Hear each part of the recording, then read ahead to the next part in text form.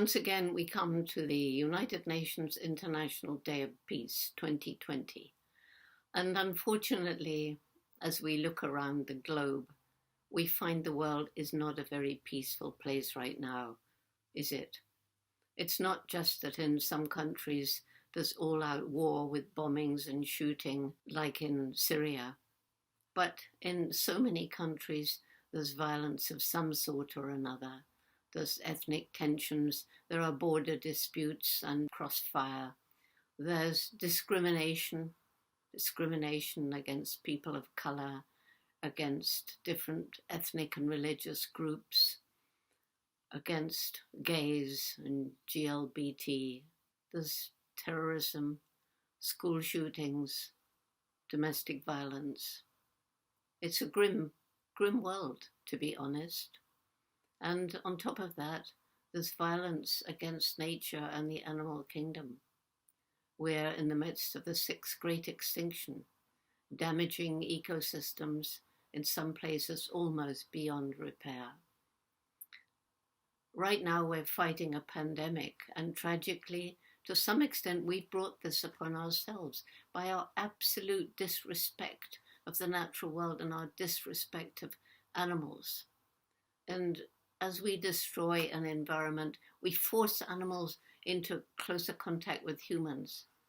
We are moving into the animals' environment and shooting them, hunting them, eating them, selling them, trafficking them to sell in the wildlife markets in Asia, in the bushmeat markets in Africa, selling them in the mostly illegal international trade in exotic pets. And in all of these situations, and in our intensive animal farms, factory farms so-called, where billions of animals are being bred in horrific conditions for us to eat, in all of these situations, it's made more possible for a pathogen to jump from an animal to a person. Sometimes this will result in a new disease. COVID-19 was from a virus that jumped from an animal to a human. And unfortunately, this new disease, COVID-19, has been extremely contagious, raced around the world.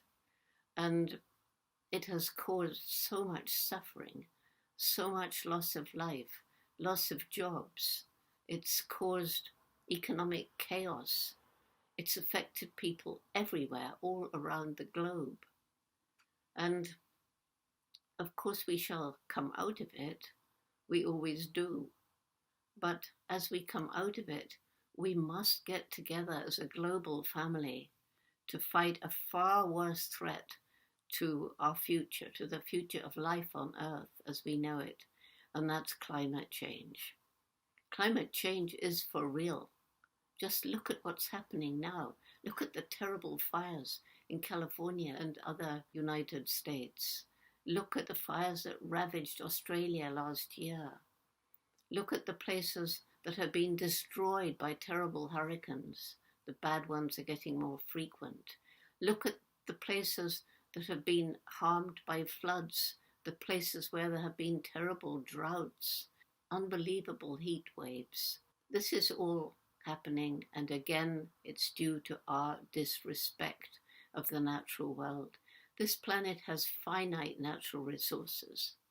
It was Mahatma Gandhi who said, the planet can provide for human need, but not human greed. And we have been plundering these natural resources relentlessly for years and years and years. And in some places to such an extent that we're using them up faster than Mother Nature can replenish them as our human populations grow, as people rise up out of poverty, which of course we want them to do, but then they try to emulate the unsustainable lifestyles of those in the affluent societies. What's going to happen? I don't know. I worry about what's going to happen. But in spite of all this, in spite of the politicians and big businesses who get together to push for unlimited economic global development on this planet with finite natural resources thinking only of short-time gain and not the long-term health of the planet and future generations. So, on this International Peace Day, do we give in to despair? No, we do not.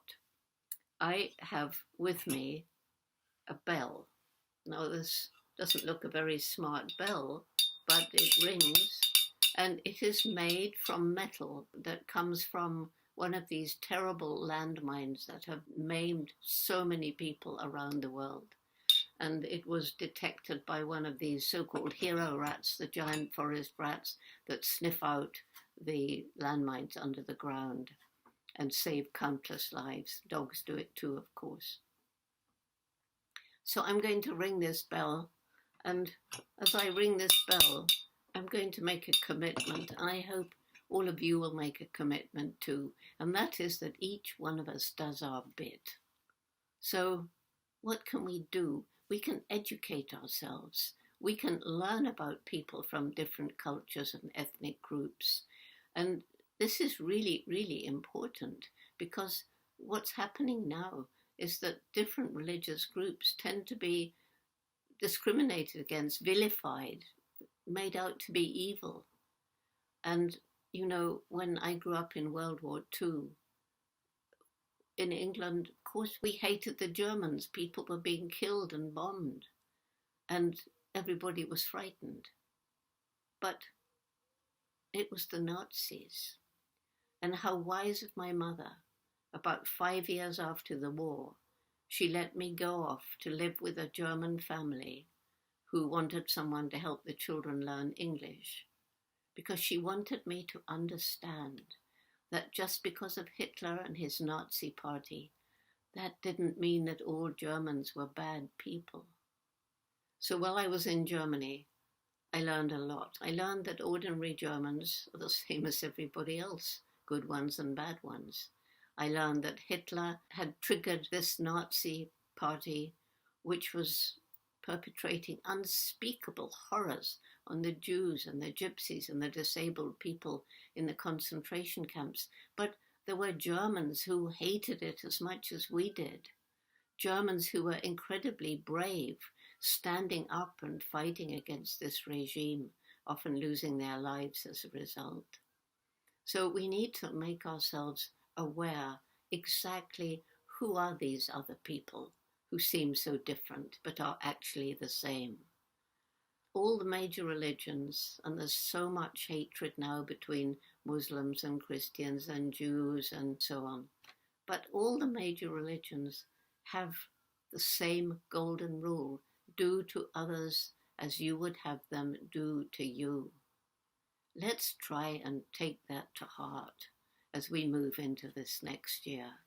Let's try and reach out to people who are being discriminated against. This is what our Roots and Shoots program does. We try to break down barriers between people of different nations, different cultures, different religions, people of different ages. And we understand that far more important than the color of skin or culture or religion is the fact we are one human family. That's what I want us to remember on this UN International Peace Day. And make a vow to fling yourself into what you care about, whether it's reducing or eliminating plastic, whether it's working to reduce the trafficking of animals, whether it's trying to clean up the ocean, whether it's protecting forests.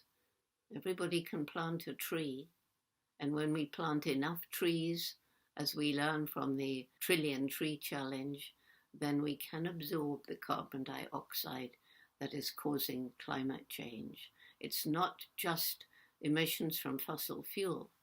It's also the fact that we're destroying the forests, cutting down the trees. I want to end with a story that I think is very symbolic. This was the first little Roots and Shoots group in the Democratic Republic of Congo, DRC. And they decided for their first project they wanted to go and reforest a hill that at one time had been sacred, but now nearly all the trees had gone. It was a rather large project, but that's what they wanted to do. So their mentor, Dario Merlo, he went to get permission from the commanding officer of the militia that was in power at that time, because this is an area filled with mineral riches, so there's a lot of fighting that goes on. The man said, well, it seems a ridiculous project, but I suppose there's no harm in it, but we'll have to send soldiers with you. So now imagine, here's this little group, Dario and about 15 children aged 8 to 12, something like that, and he'd got little seedlings for them from the forestry division, and it was very hot. And as they tramped this long distance, with them were 4 big Congolese soldiers with AK-47 rifles over their shoulders. And they get to the hill, and I think the children realize this is really probably not possible, but they're going to plant their trees. But the ground is hard, and one little girl soon starts to cry because she can't make the hole. It's too hard. And after a short time, one of the 4 soldiers lays his gun against a tree and goes to help her. And within the next 10 minutes, all the soldiers had put their guns down and were helping the children plant trees. It's symbolic because this is what we must do to fight climate change. We must lay aside our political differences. We must lay aside our ethnic and religious differences. We must come together as one human family to tackle climate change and save the planet for the future before it's too late.